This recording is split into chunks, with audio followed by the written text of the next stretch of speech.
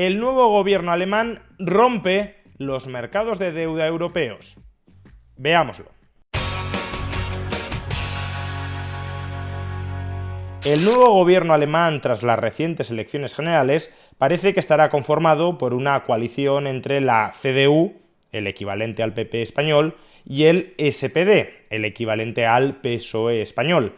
Y uno de los primeros puntos que estos dos partidos acaban de consensuar para orientar la acción de su nuevo gobierno ha sido el de flexibilizar los límites al endeudamiento público del Estado alemán. Concretamente, estos dos partidos han acordado, primero, constituir un fondo de 500.000 millones de euros, financiado, claro, a través de emisión de deuda, para sufragar la inversión pública en infraestructuras durante los próximos 10 años.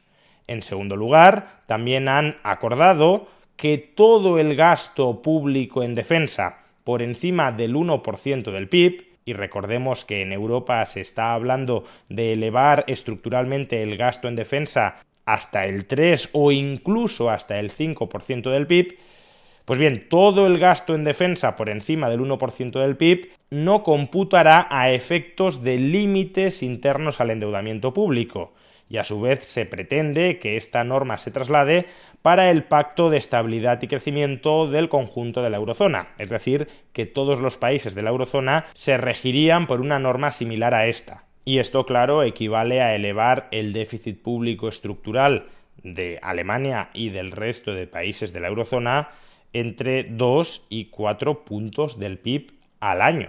Y por último, también han acordado autorizar a los gobiernos regionales de Alemania a que emitan deuda equivalente al 0,35% de su PIB cada año para financiar infraestructuras públicas en esas regiones. Vamos, que está muy claro que el próximo gobierno alemán pretende echar abundante mano de la emisión de deuda pública, tanto para financiar el rearme de Alemania y del conjunto de Europa, cuanto para impulsar keynesianamente la economía. Y claro, si los inversores en el mercado de deuda pública anticipan que se va a emitir mucha más deuda pública alemana, más oferta esperada de deuda pública, sin una demanda de deuda pública mayor, significa caída del precio de los títulos de deuda pública. Y una caída en los precios de los títulos de deuda pública equivale a una subida de los tipos de interés implícitos a esa deuda.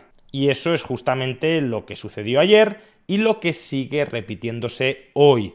El tipo de interés de la deuda pública alemana ha experimentado su mayor subida desde la reunificación del país. Como vemos, los tipos de interés de la deuda pública alemana no solo se acercan ya al 3%, un nivel que no se observaba desde el año 2011, sino que en los últimos 2 días se han incrementado en prácticamente medio punto porcentual, que como digo es la mayor subida diaria desde la reunificación alemana. En estas cifras puede haber influido no solo lo que antes mencionábamos, la expectativa de una mayor emisión de deuda pública por parte del gobierno alemán durante los próximos años, sino también, quizá, la expectativa de una mayor demanda de financiación futura por el sector privado alemán. Y es que si a consecuencia de estos estímulos fiscales se experimenta una cierta mejoría keynesiana de la economía, es decir, durante algunos años el sector público, alimentado por el gasto público financiado con deuda, revive y desea incrementar su gasto en inversión, pues entonces también cabría anticipar que las empresas alemanas emitan más deuda y por tanto también compitan en esa búsqueda de financiación con el sector público, y más competencia por la financiación significa igualmente tipos de interés más altos. Y eso a pesar de que hoy el Banco Central Europeo ha bajado sus tipos de interés.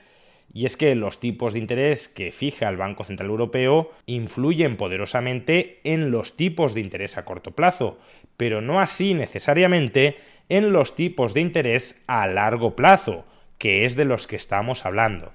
En este sentido, por cierto, si pensáis que los inversores en el mercado de renta fija han sobrereaccionado ante los planes de endeudamiento público del gobierno alemán, Recordad que podéis invertir en estos mercados de deuda pública, ya sea deuda pública estadounidense o deuda pública europea, a través de la plataforma que apadrina este vídeo, Trade Republic. Mediante el broker de Trade Republic podéis obtener acceso a una amplísima variedad de activos financieros, entre ellos ETFs, que replican el comportamiento del mercado bursátil o también del mercado de renta fija, pudiendo en consecuencia obtener exposición a ellos de un modo sencillo si consideras que en estos momentos representan una oportunidad de inversión.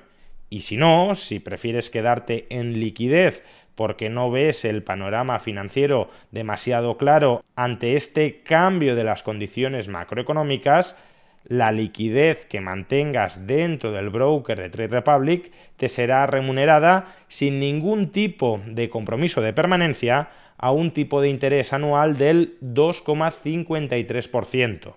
Si quieres obtener más información sobre Trade Republic, sobre los distintos activos financieros que puedes adquirir de manera sencilla y asequible a través de su broker, o sobre la rentabilidad que puedes obtener por la liquidez que mantengas dentro de su broker, puedes obtenerla pinchando en el enlace que aparece en la caja de descripción de este vídeo o en el comentario destacado.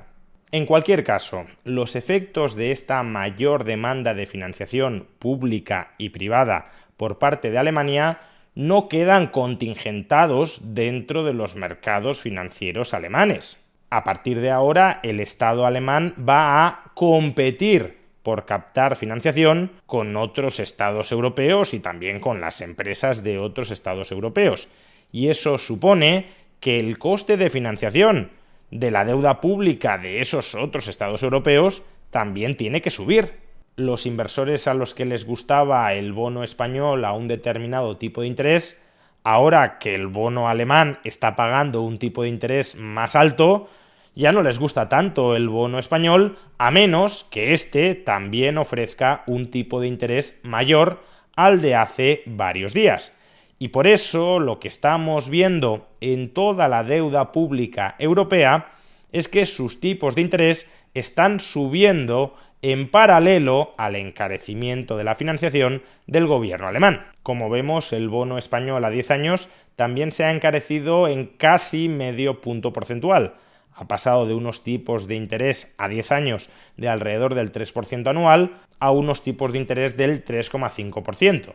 Y lo mismo cabe decir de la deuda pública del gobierno italiano, cuyo coste de financiación se ha incrementado desde aproximadamente el 3,5% anual para el bono a 10 años hasta el 4%. De hecho, esta expectativa de mayor demanda de financiación por parte del gobierno alemán parece que incluso ha influido en el coste de financiación del gobierno japonés, porque recordemos que los ahorradores japoneses no solo invierten en activos nacionales, sino también en activos extranjeros. Y si el tipo de interés de los activos extranjeros aumenta de manera atractiva para ellos, pueden decidir desinvertir en tenencias de deuda pública japonesa para, por ejemplo, comprar deuda pública alemana. Hasta el punto de que el coste de financiación de la deuda pública japonesa a 10 años ha superado el 1,5%, un nivel muy bajo si lo comparamos con Estados Unidos o con la eurozona, pero que es el más elevado desde 2008 para este país asiático.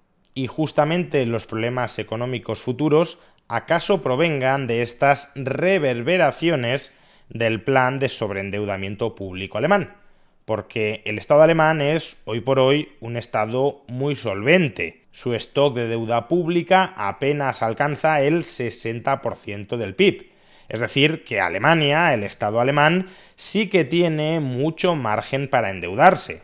Cuestión distinta es si debe hacerlo o no debe hacerlo. Si ese endeudamiento público adicional será beneficioso para sus ciudadanos o no lo será. Pero, en cualquier caso, el Estado alemán sí tiene capacidad para endeudarse adicionalmente sin que su solvencia sea puesta en cuestión. Sin embargo, hay otros estados europeos, o también asiáticos, como es el caso de Japón, que actualmente están extremadamente endeudados. La deuda pública de Italia, por ejemplo, equivale al 135% de su PIB, y la de Japón se ubica en el 250% de su PIB.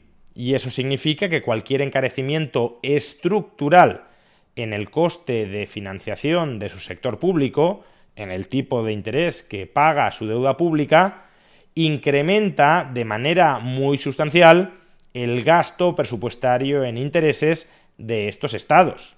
Por ejemplo, el tipo de interés de la deuda pública japonesa en 2022 era de apenas el 0,2%, y esto a largo plazo equivaldría a un gasto anual en intereses de apenas el 0,5% de su PIB. Sin embargo, a los actuales tipos de interés del 1,5%, a largo plazo esto implica un coste de financiación, unos gastos anuales en intereses del 3,5% del PIB. Es decir, que Japón tendría que destinar cada año 3 puntos más de PIB solo para pagar los intereses adicionales de la deuda pública como consecuencia de este encarecimiento de la misma. En el caso de Italia, los tipos de interés de su deuda pública en 2022 estaban en el 1%. Hoy, como digo, están en el 4%.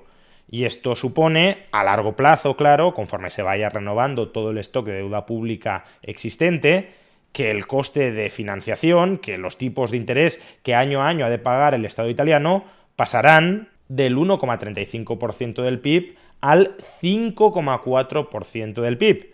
Un incremento de 4 puntos del PIB solo para pagar los intereses adicionales de su deuda pública.